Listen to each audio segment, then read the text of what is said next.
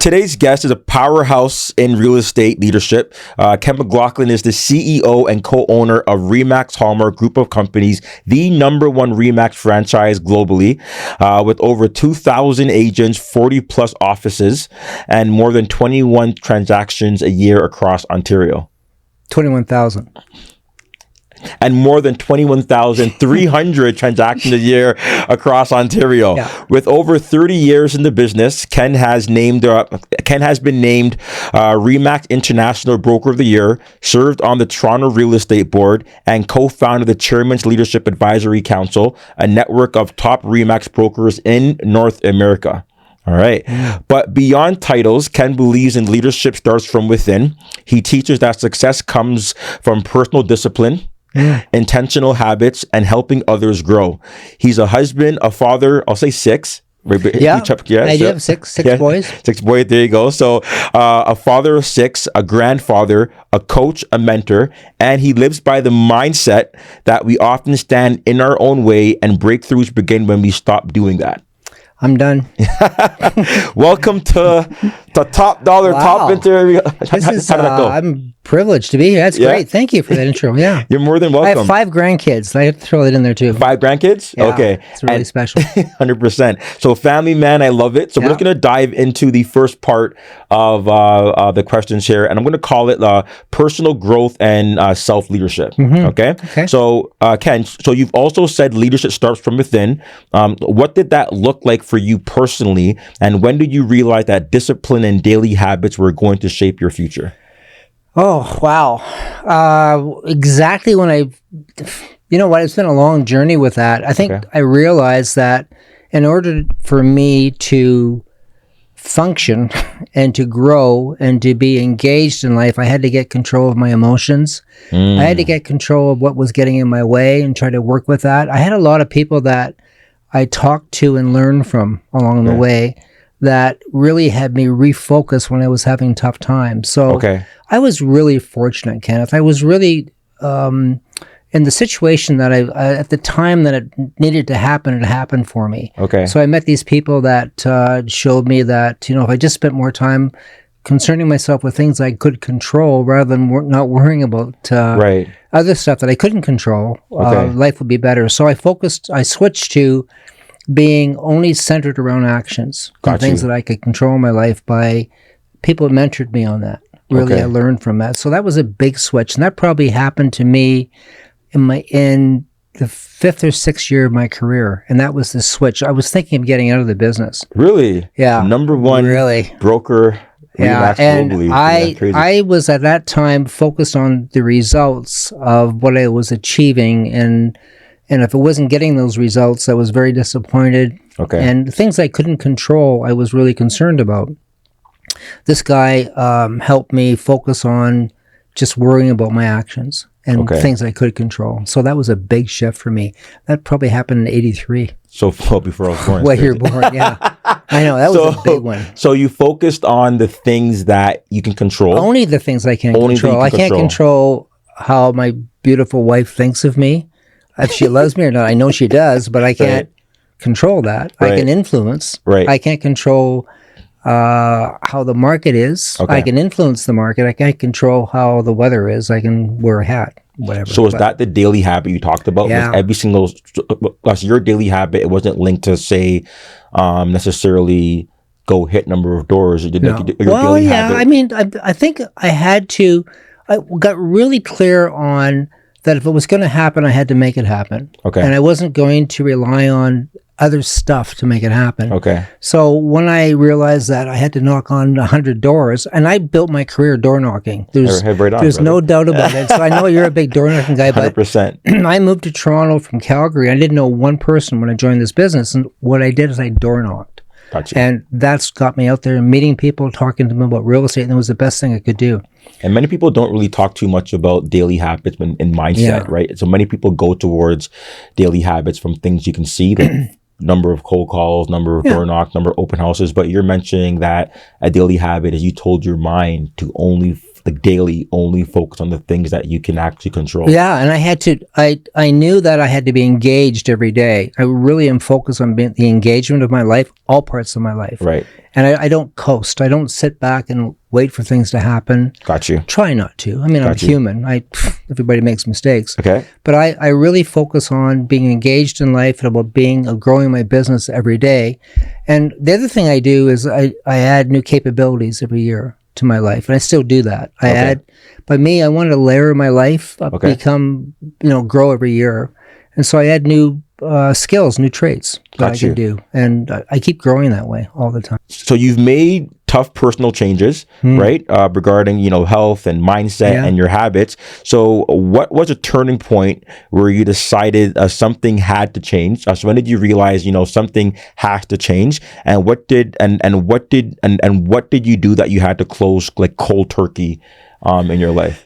Wow, so many things. I mean, I haven't had a drink of alcohol for 38 years. I was an alcoholic. Okay. So that to me, that was a major transformation in my life to make that decision. I love this open honesty, this transparency. I had to make the decision that if I was going to have this life and build a career in a family and an environment that was going to be healthy for myself and the people that are around me, I had to get healthy myself. And so I made the decision 38 years ago to stop drinking.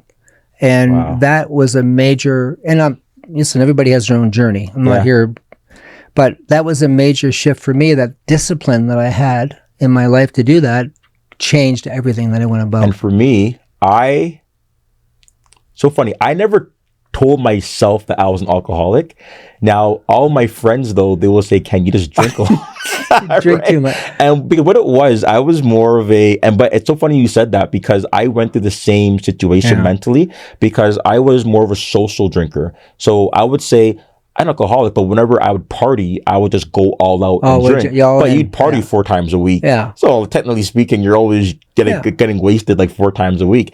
And I remember I would just go to the LCBO and I would just get extra bottles just for the next weekend. So there's always clinking and clanking stuff in my car. And my friends would be like, "Ken, just slow down." But I'm an extremist. Whatever I go hard at. So I realized, but then when if I didn't party for 2 weeks or a month, I just wouldn't have a sip of liquor. So that's why I never thought of myself like that. But then I realized in my real estate career, whenever things would get kind of stressful and then you have like a bunch of listings and you have 8 men saying, men and women, they say you have 8 men saying, "Hey Ken, I know you sold my family's house, I got my wife and kids, are you going to make sure I'm good?" Like 8 people ask you the same question. I'm like, "Oh my God, I'm going out tonight. I don't want to, I'm going to the club." Have to have some release on it. I have to have some release from it. Yeah. Some release. I would go, in the early days of when I used to drink, we used to work back and forth with offers back and forth physically. We didn't do, DocuSign. And I remember getting home at 10, 11 o'clock at night, and I had to, for me, I had to unwind. I had to do something, and that was all so I was a closet drinker. I was really much like that. And it was taking control of my life. So I made the decision, the discipline, that I didn't want to have that life on that. And the other thing I did too is I made the decision that I wanted to make an influence on other people and help people grow their business. I'm getting there. I researched you a little bit, Okay, I'll back it up. But I love the fact that you mentioned the cold turkey part, because you said that in some other interviews where you have to make the decision to stop cold turkey. Well, it is that. And the other thing that I find myself is that unless I'm really latched onto it, I'm not going to do it. Right. So it might take me, certain things might take me 2 or 3, like a dog with a bone. I'm going to get in there. Once I have that bone, I'm not letting go of it. Right. Of that. So it took me a while sometimes to do it. Like for alcohol, it took me 3 times to actually quit. And once I did, though, I did. It was not a drop after that. And why I resonated with that, because I realized that there's not too many people that I've met who are successful that have not told me a story of one thing they had to let go before they were able to get to the next level. So in real estate for myself, it's when I stopped. When I stopped going to parties, I stopped drinking, I stopped clubbing. I changed that lifestyle like cold turkey, and now I'm someone new. Yeah. It's like you really see the progression of your growth also expedite as well. So that's absolutely amazing. Okay, I love it. People, you say, always ask you, what is the secret to business? People always ask you that, right? Number one. Number one in the world. What is your secret? So, and you say it's the roadblocks we create. I've heard you say that before. So the question is, what are the most common mental blocks you see in agents and team leaders today? So I don't want to ask you. So I want to ask you, so what are the most common things you see as mental roadblocks amongst agents and team leaders? I think that, in a general sense, that people want to be. I call it the Me Too syndrome. A Me Too syndrome? Yeah. Okay. So you're doing these actions as another real estate agent. I'm going to copy you. I'm going to be just like you. Right. Me too. Yeah. So I tend to want to be like you or want to be like other people, where I say to people, just be yourself. Right. Understand what works for you.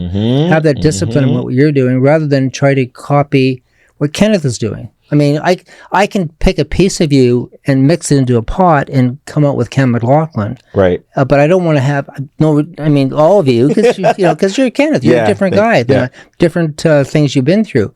So I think that I see a lot of people that tend to spend money because John Smith or Susan Smith is spending money or doing certain actions like that.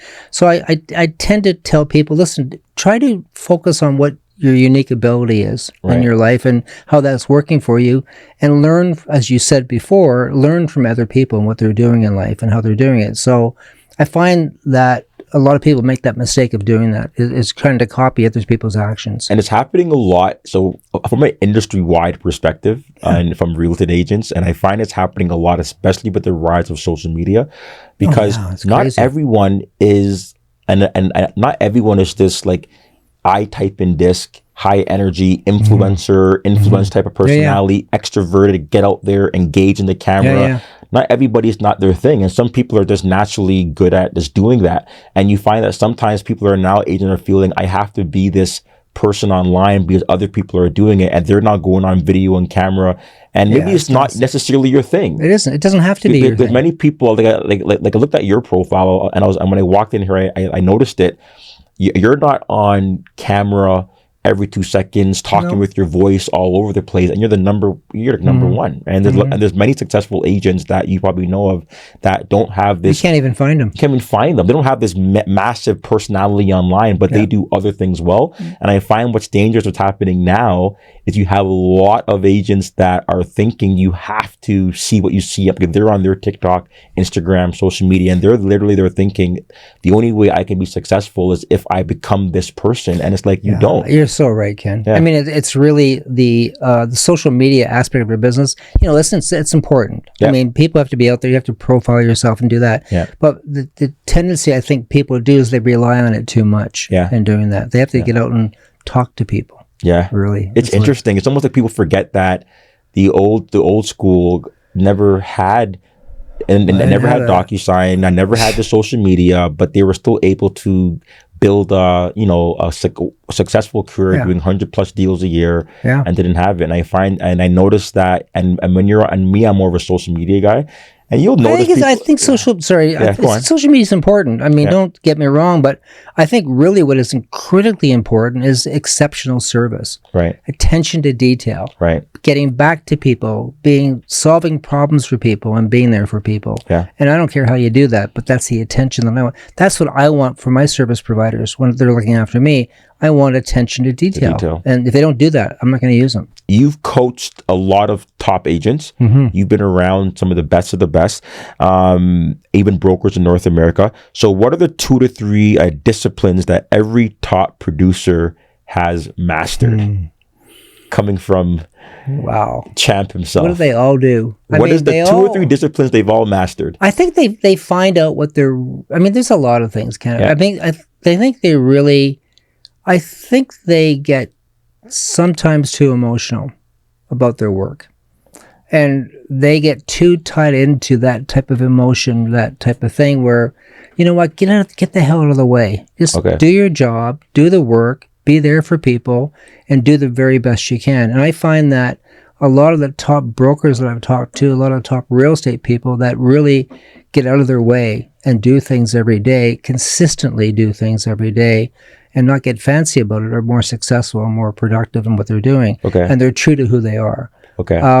I find a lot of people tend to really have trouble with the mindset, really a big time. Okay. Mindset. How they're So doing things. the top people have mastered their emotions.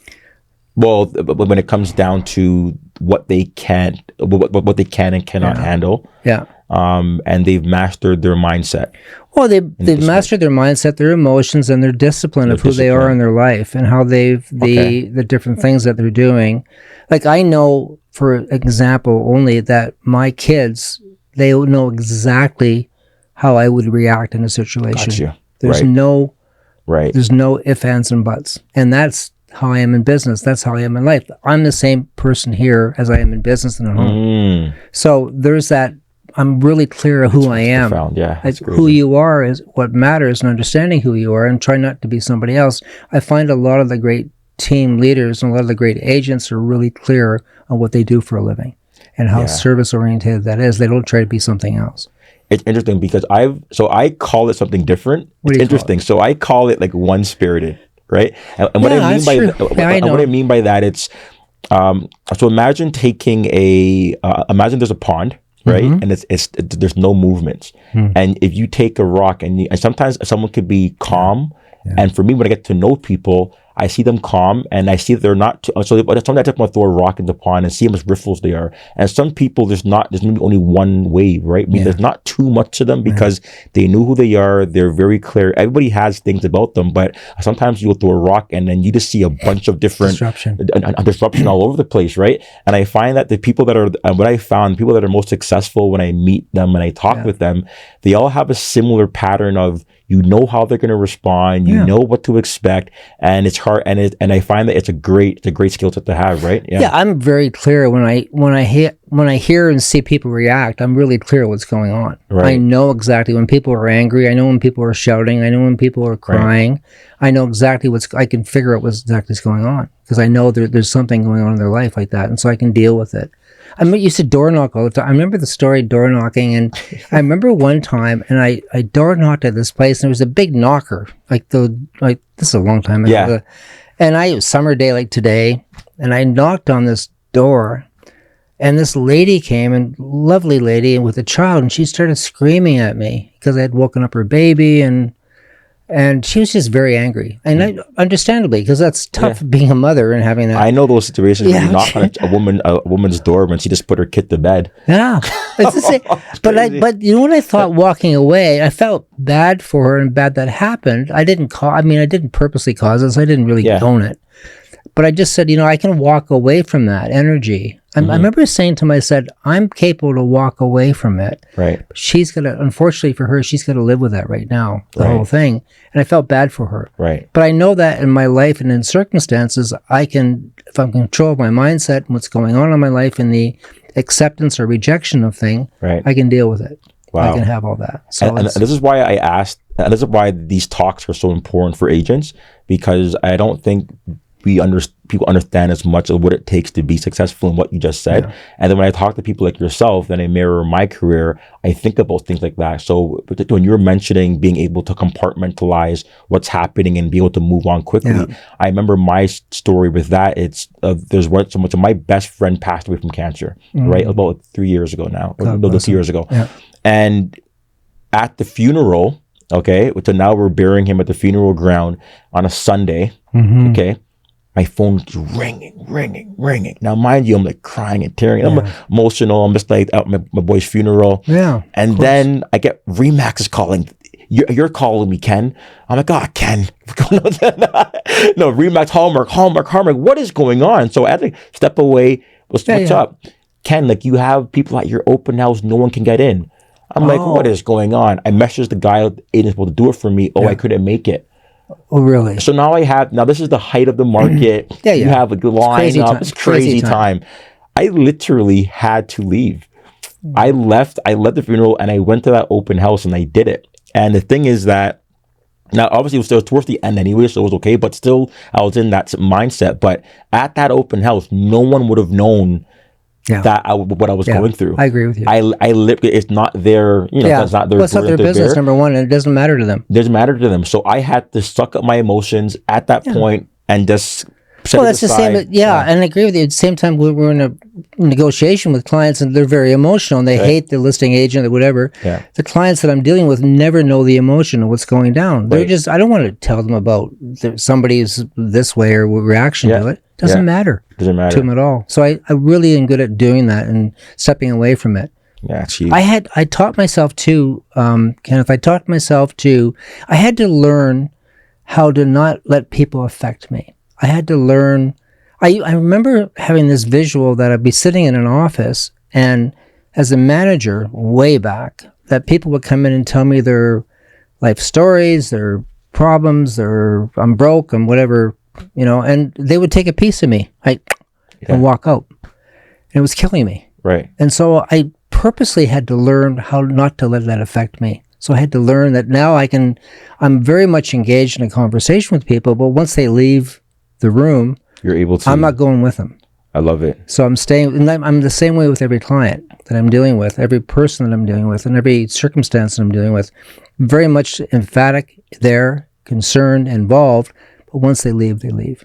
Yeah, because and no one really taught me that lesson either. But I realized if agents aren't able to do that, they're now going into working with clients. They're bringing their drama and their emotion, and the client's like, "What's going on? Like, what's going on here? Like, I don't need to deal with this. I don't hire someone. I don't care, right? Like, it doesn't matter. It doesn't matter. Why are you angry? Well, how dare you share that energy? Oh yeah, exactly, with them. And I find that it's hard to, every successful person that I've met, they're almost experts at being able to manage their emotions. I love it. So we're going over leadership, legacy, and vision, I call it. Okay, so you led RE/MAX Hallmark to a global #1 status, right? But you've always say it's not about the money or ego, I've heard you say. So what is it really about to you? Why do you do what you do? And what keeps you showing up with the purpose when you've already climbed to the top of the mountain? It's a journey. Okay. This is a journey. Okay. Life is a journey. It's a privilege, and it's a journey. It's not the going's got to be good, not the getting there. So this journey that I'm living, has to be a fulfilling journey, a journey that's impacting people, that I'm getting impacted by people. And it's really, that's all it's about for me, is living the best journey of my life I can be, and being of service to people, my family, and having a really good life to do that. Right. I'm not concerned about, I have this, I have that, or I want to achieve that. Because I know if I do the work, if I do the proper journey of my life, all that's going to happen. And it has. Gotcha. So I'm really about living my life the best it can be. My wife, Deborah, and I always talk about, are we living the best life we can? Is there anything missing from it? And we never know. I have the privilege now, Kenneth, of doing exactly what I want to do every day. Okay. To be in that position, and you do too. Yeah. Your choice is to do the work and to be with people and surround yourself with everything because you want to. Right. And that's the best solution to any problem at all. And you've been able to gravitate people towards you because of that. I think so. I think people gravitate towards you because of that. Yeah. I hope so. I mean, that to me, I just want to be straight up with it. I mean, I'm not interested in dealing with people that aren't, if you're not happy with whatever, you're not happy. I don't want, what do I want to do that for? Right. You know, why work with a client that is really miserable, unhappy, argumentative, blah, blah, blah, all these different things? Why have that energy in your life? Go on to something else that you can be of service to people. And I'm the same way with my life completely. So the journey is what it's always been about for me. The journey. So the journey keeps you going. Absolutely. Purpose. It can't be about the money. No, the money doesn't matter. The money will flow. Money flows. Got you. Okay. Always flows. So you're father of 6 and a grandfather. Yeah. 5. Okay.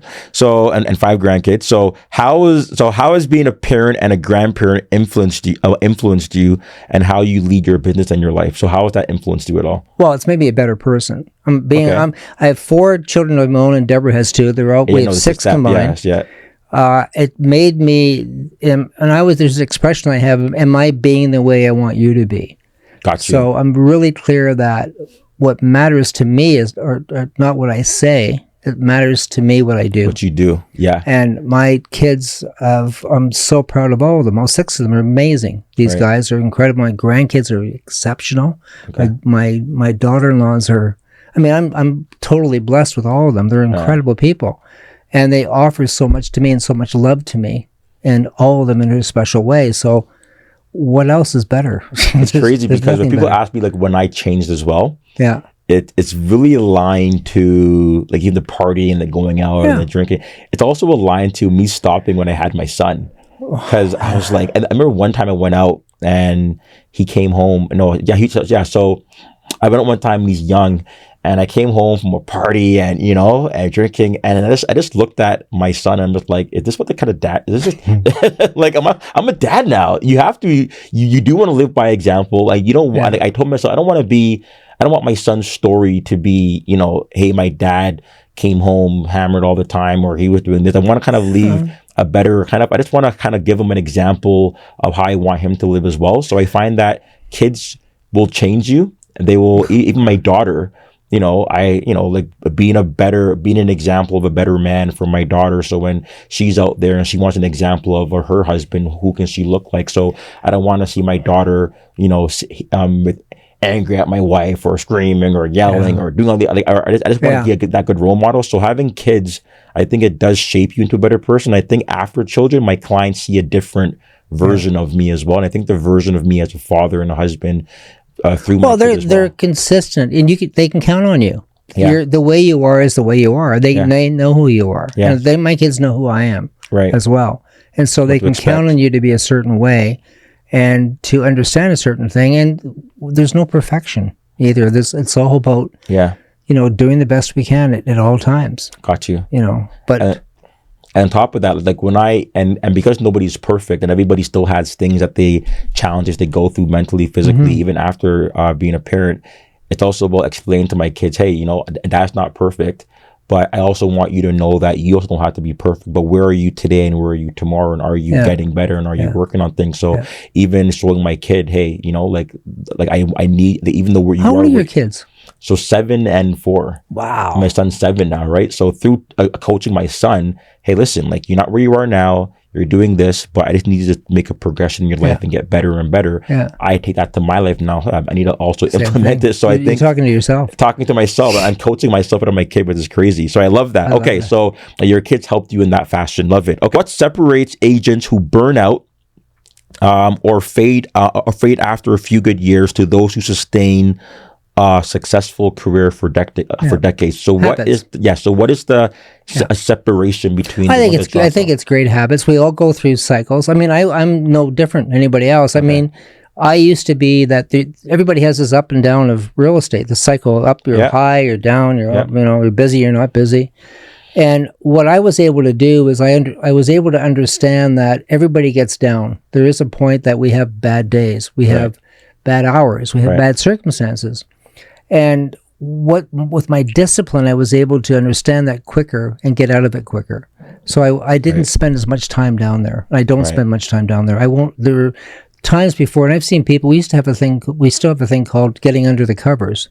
So people would and real estate agents do that. I mean, I was way back, did this stuff too. I would disappear for 3 days, get under the covers in bed with the sheets all nice and warm and comfortable. Hide. And it's comfortable and warm. Nobody can get me. Right. I can hide.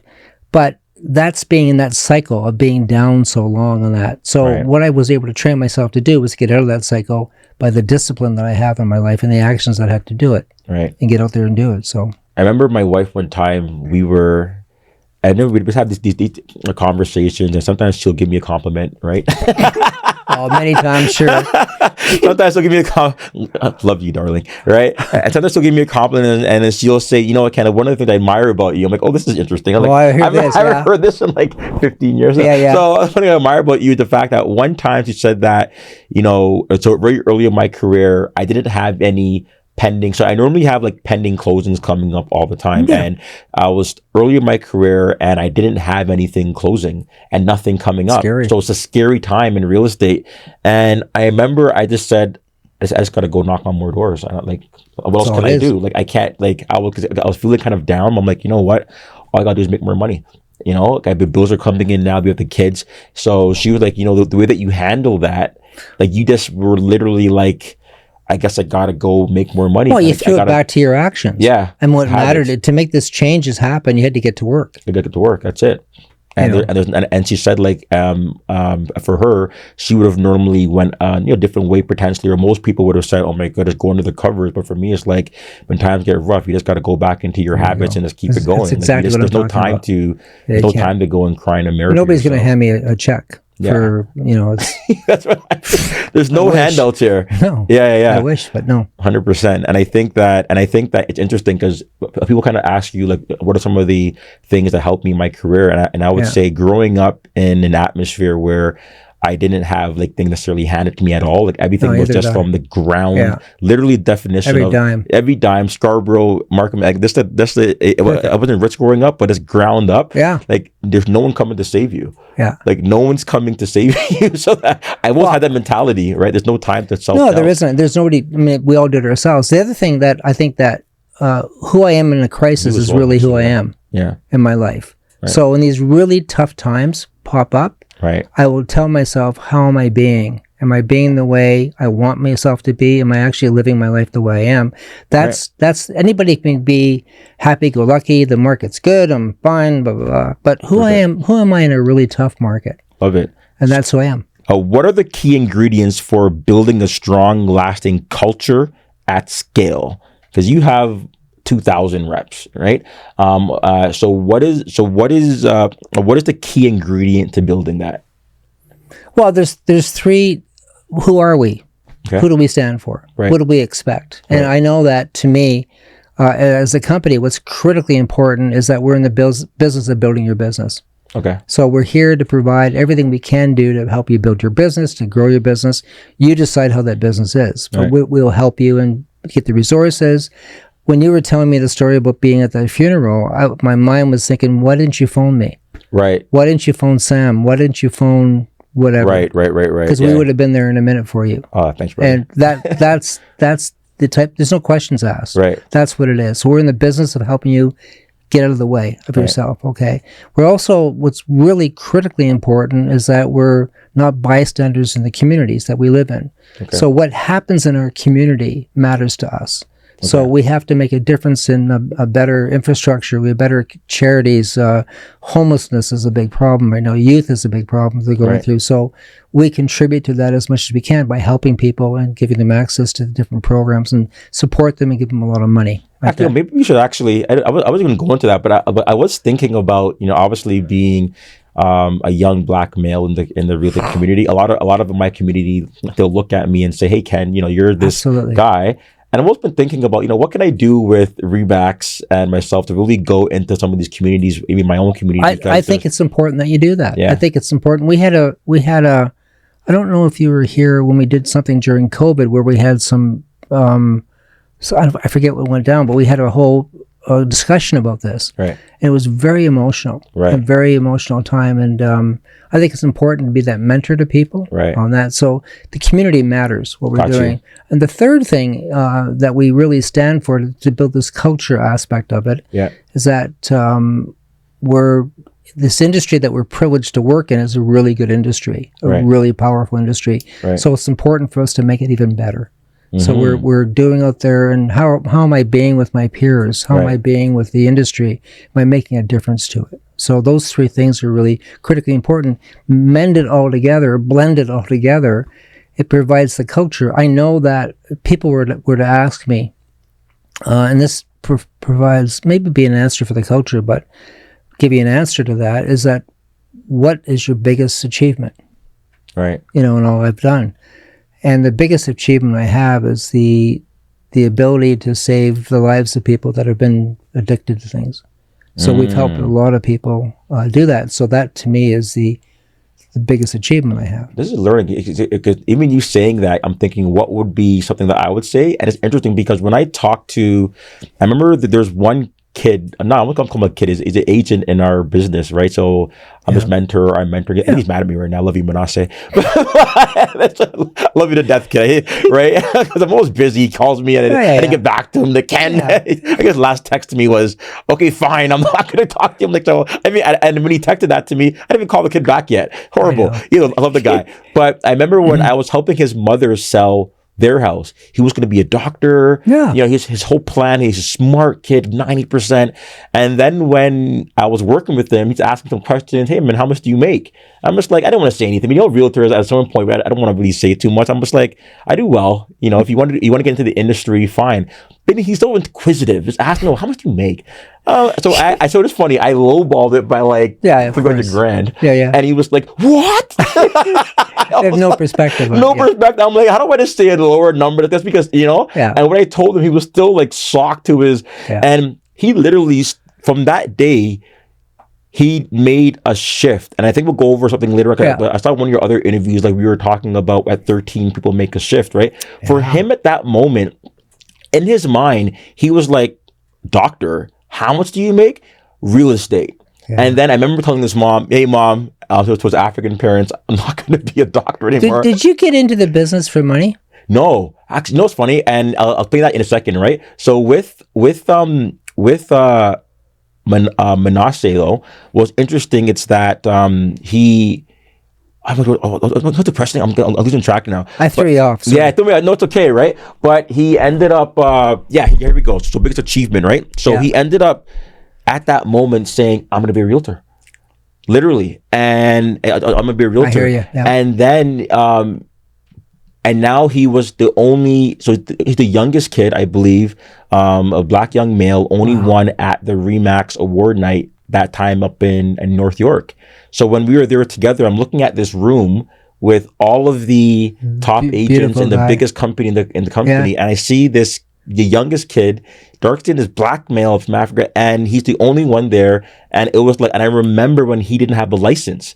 And I remember when I was showing how to door knock, and he didn't have anything. And influence. To see him now, I'm like, and he never would. And that's influence. And I realized that there's a lot of other men and women in my community that unless you have someone that's going to, they have to have someone they can model. They can model, what they need. Exactly. And that's really, really important. To do that. So the culture question is being that model for other people, right? And having that environment. I know that if people need to get a hold of me and need to talk to me, or any of my leadership group, they can do that. They're centered around that. All right. So you know what I'm going to do? I'm inspired. I'm going to organize something, and I'm going to invite you over. I'm going to go to support it. I'm going to go to my community in the Durham region here. I'm like, all right, I'm going to get the number one broker, RE/MAX, to come in and talk to all these young men. Unbelievably happy. All right. So I'm making this agreement right here. All right. Perfect. And then it's interesting because even when I talk to some other kids as well, and that may not be on the right path, because many parents also come and reach out to me and say mentor.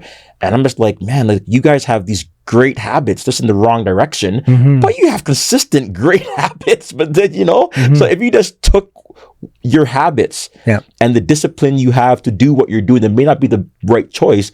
But if you just take those habits and you just transfer them over to real estate, I always tell them, you'd be a great realtor. Like you're consistent, you talk well, you're smooth, you have all the attributes. If you just change your focus, but they never met a person that constantly that's talks. Important to do. It's important, really important. Most agents, if you meet most agents, and you'll become a better person because of it.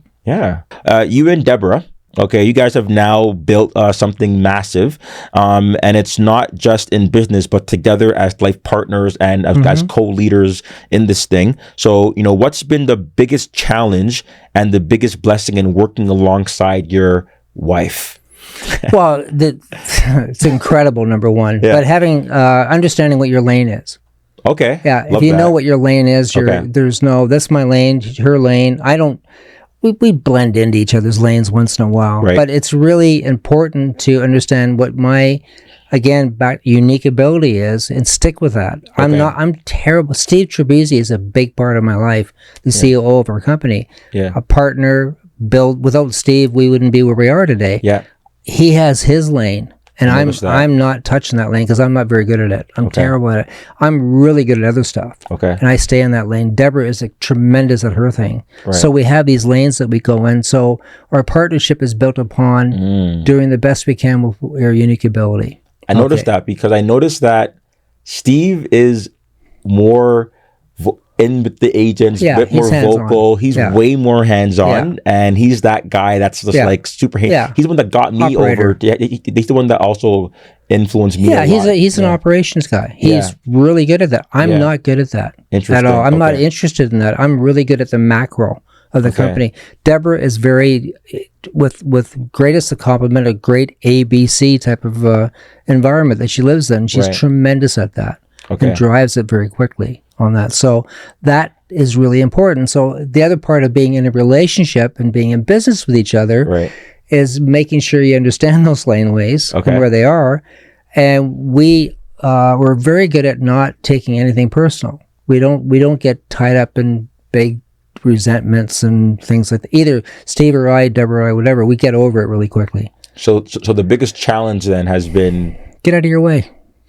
Get the hell out of your way. Do what you're good at. Stay where you're good at it. Got you. Let other people do what they're good at, and don't hold grudges. Got you. Just do it. Got you. Because I mean, staying in your lane is interesting because even right now, I have like 10 listings coming up, but it's the middle of the day and we're having a conversation. Yeah. And when I tell people about how do I just kind of manage it all, because I'm what do you call the word for it? It's oh my gosh, I'm a massive outsourcer. Yeah, right? Delegator. I am a massive delegator. So when it comes down to staging, how they stage, what it looks like, that is your responsibility. Photography, videography, putting a sign in the lawn, doing the admin work. I don't do any of it. I don't either. I mean, that's the biggest growth. Yeah. Ken, that's the biggest growth I had when I learned how to delegate. Yeah. Tremendous. Yeah. And I just focused on stuff I'm really good at. Right. That's when we grew the company. And what I do is when I go to my client, and it's interesting, so my clients always get shocked at this question. I'll go into this listing presentation that I convert. So people want to know how I convert sometimes, right? Like I just walk in and I say, at some point in time, I'll always ask, what is my biggest weakness, do you think? And they look at me, they're like, they don't know yet. I'm like, oh, I'm perfect. And then I high five them and they always like, no, I'm not saying that. I'm not saying that. Yeah. I'm like, so that's my weakness then. And then I told them, I'm not going to tell you, I won't lie to you and say, oh, I work too hard. If you just ask me, I'll literally tell you what it is. So I find they like that transparency of, okay. Yeah. And they never give me an answer because they're not really sure. And then I always tell them, do you see any papers around me? Like, no, like you just see a laptop, right? I'm like, why do you think that is? Organization and paperwork and details, that's not my thing. I sell. I am good. I'm a great negotiator. I will get on the phone and negotiate your sale of your home for you easy. But if you want me to organize the contracts and the signing and the paperwork and getting all that stuff all organized for you, I have an assistant for that. You have people for that. I have people for that. Yeah. And my assistant is amazing. You will love her. You know what I mean? You will absolutely love her. That's the actual truth for me too. Yeah. I have these tremendous people in my life that are much better at doing things that I can't do at all. Exactly. And I realize that. Really exactly. Quickly. So delegating and making sure you and your wife have your own kind of swim lanes, I call it. Yeah, it's important that anybody in your life, you have to be, everybody has their different lane. Okay. They're doing. So how do you manage disagreements or different visions when you're both so invested into the company? So first, I was going to ask you a question about macro. So what are the things that, I just want to have a clear understanding, what are the macro things that are part of your lane? And growth. So you're all about 2,000 agents, 2,500, 2,600. Oh, not the number. Okay. That never was my impactful thing to focus on. My growth is about the adding different layers to what the company is, different businesses, different opportunities. What an opportunity, as an example, in pick a city, London, Ontario. Okay. Would that be a beneficial thing for our company to have? The answer is maybe. A brokerage there, you mean? Yeah, brokerage. I'll investigate it more. Would it be? That's my job. Okay. One of my focuses on doing that. The other thing is that would it be great if we had a mortgage company. So I might keep on moving a little bit here. It's okay. Yeah, I'll just hold it a little bit. Yeah. So basically, I like doing that kind of stuff, the growth a bit. Now, the numbers, in fact, I know that with the growth, the actions I'm doing, the company will grow because I know what I'm doing. Okay, so I don't worry. I don't say I want to have 10,000 agents. I know that if I do the work, and the investment and the time, and surround myself with these people, the company will grow and show a profit. Right. So you got you. So then, and what do you do? So are there any times when your lovely wife, Deborah, who's watching? She's watching. Of course she is. Are there any times where, you know, she would have a different vision of where you're going, and then she will try to say, hey, absolutely. FYI, and then how do you manage that? You just say, listen, woman. No. God almighty. That ain't gonna happen. That's not gonna happen. I know no. It's not. I know it's not. Yeah. So how do you manage that? Yeah. Well, she tempers me in. I'll tell you, frankly, she has to, I would, left to my own devices, I might just go crazy. Do things. Yeah. But Deborah's very clear in what she wants to do, and if somebody doesn't want to, if somebody really, really feels strongly about doing something, we're not going to do it. I'm not going to create uncomfortable thing for your life. She's not going to do it for me either, or Steve won't either. We have a democracy that we work in as a leadership group, and if we want to do something, if it makes sense, the other person will listen with reason on it. And if the other person feels really strongly against it, we're not doing it. You're not going to do it.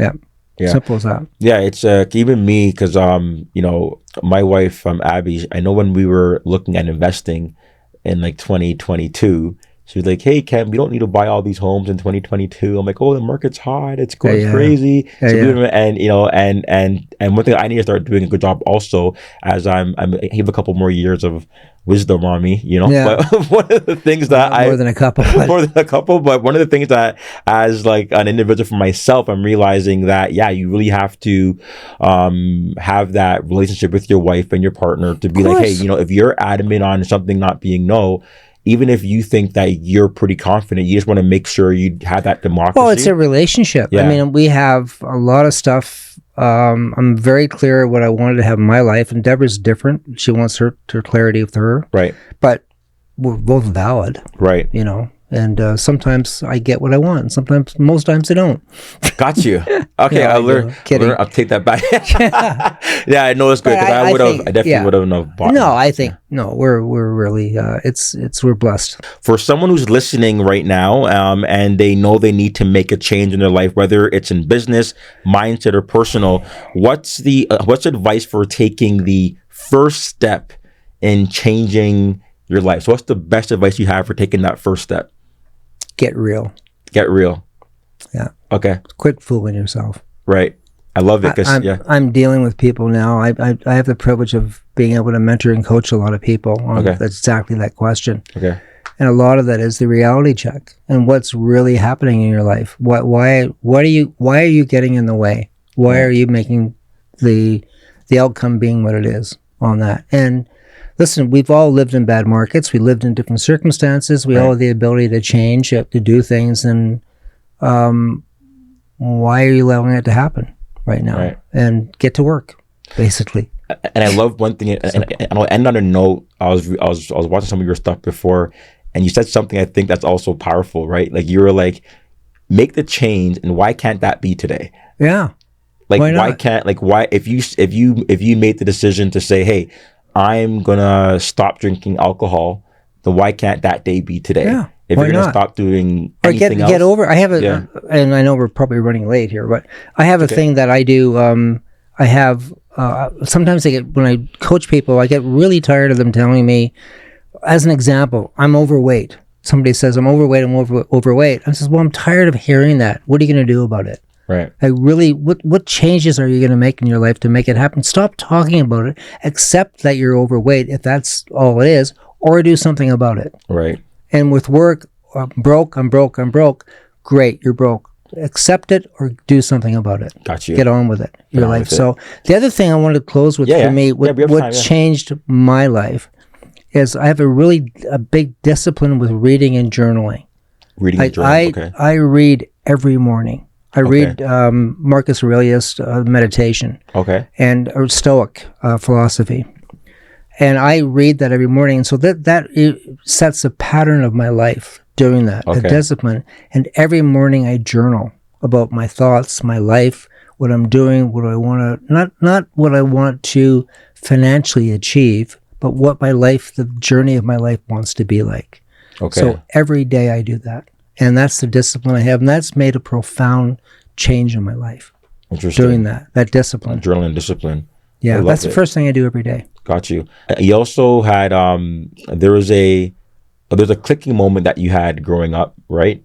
Where you realized that you were at a certain age because you're reading a book, right? You're reading a book. So you're at a certain age where you realize what you want to do with your life. So what age, at what age is it that you think people normally have some sort of aha moment? Mainly because sometimes people are living now and they had this aha moment, but they're still not fighting it. But they always knew. People are now maybe in their 30s saying, you know, I always known I should have done X. So what age was that aha moment, and what book was that? And tell me about that. Well, David Crow of Foo Fighters. Foo Fighters, yeah. So what he writes in his book, and I agree with it 100%, that something happened to him when he was 13 or 14, and something happens to all of us when we're 13 or 14. There's an incident, there's an environment we're in, there's an influence we have. Right. For him, it was grunge music. He went to Chicago and heard this music. Right. All of a sudden, his life changed. He got, wow, this is really happening. Right. For me, it was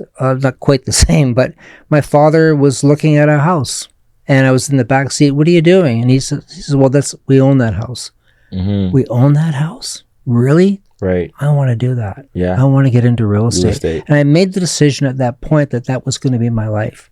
Okay. I did. And unbelievable. And when I had the opportunity at 28, I did it.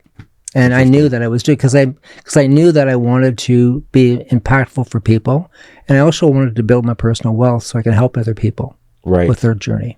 Because when I heard you talk about that, I started thinking about, well, what was my... Yeah, what was yours? Yeah, it's interesting. So it's when I knew I wanted to be an entrepreneur. Yeah. Right. And I remember I think I was probably 14. That age, right? Same age. And I was working for a company as a cold call, my first job, right? I was working for a company for lawn care services. And my job was to cold call houses and just say, hey, by the way, I'm calling from so-and-so and I just want to know if you needed a lawn care services. So I get the leads. And then I realized that I would take those leads and I'll give it to somebody else, and their job is to really close it. I was just in charge of getting the interest. Yeah. Then when I got the interest, someone else's job was to follow up on it. Yeah, close it. To close it. Then they would close it and the owner now gets paid. Yeah. And he was paying me at the time, I think maybe $10 an hour. No, like $8 or $7 an hour, like whatever, minimum wage. And I realized, like, when I saw one of his flyers of the company I worked with, and I'm seeing, $600. I'm like, hold on, wait. You're paying me what?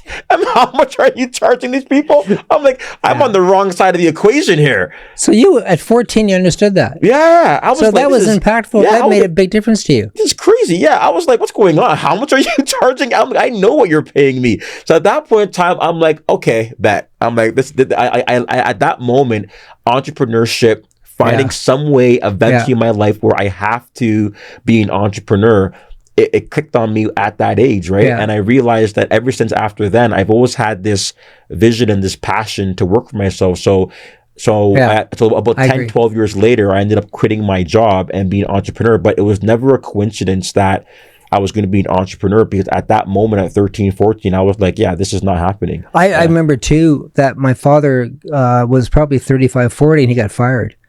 And I remember the devastation in his life. And I was probably 13, 14 as well. And I thought, my father says they made me redundant. Right. So I hate that word, redundant. And I thought, I'm never going to give anybody that power over me. Right. And that was a key thing for me. A key moment for you as well. Yeah, entrepreneur. Love it. You know what? This was a great segment. I think we have a lot of gems and a lot of jewels from this. So thank you so much for coming. It's been a privilege to be here. You're amazing. Thanks, brother. Easy to talk to. Easy to talk to? Yeah. Smooth. Now I'm gonna hold it to you. You're gonna do this thing for the community. Yeah, you know what? This is impactful. So we're witnessing, guys, the beginnings of something amazing, because obviously dear to my heart, the young Black community, especially men. I'm all in. I look at all the stats of my young Black men, and our stats are just on the opposite side of everything when it comes to almost everything, right? You have every other race, then you have young black men, you know, and it's there. And I think that there's not enough people that they can actually look to as say, oh, this is possible. And I think that real estate for me has been life changing. So if I can get more young black men just thinking about it in a career, I always tell myself, you know, when I go to these award shows or when I go to the award show, even though I said I'm proud of Manasseh for getting there, I still look there and I see we're the only two like black men there. And there's not enough representation, women and us in there in general. And it's because of we just don't get access to people doing it. So I think it'll be powerful if we brand it, you know, RE/MAX top global leader Ken McLaughlin comes invests into the young black community somehow. I'm all in. You're all in? I'm all in. I love it. All right, brother. Thank you so much. Okay. I really appreciate this. More than welcome. Thanks, Kenneth. Okay, cool. Bye-bye. Bye-bye.